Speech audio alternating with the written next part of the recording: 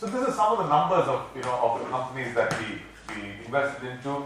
Hoppencotts, we invested about 50 crores, a little under $10 million for a company that was doing revenues of about 145 crores.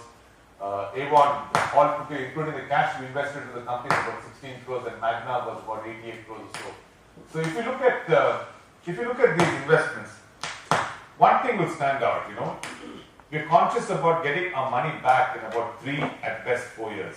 So if we invest 100 rupees into a company to buy them or to own a substantial part of it, we want to ensure that within 3 to 4 years we're able to recover that investment. So when we started on this whole journey, I did not know this concept of value investing, and very successful practitioners like Paresh and Professor Sanjay Bakshi are here.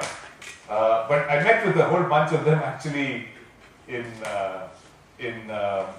the Fairfax annual conference this year, and found the language that they speak is very similar to this, that they look at how many years it takes to get money back, cash flows, backing management teams, being long-term. So it is therefore also natural that we did this transaction with Fairfax, with a company that breathes this and does this all the time. That's their credo.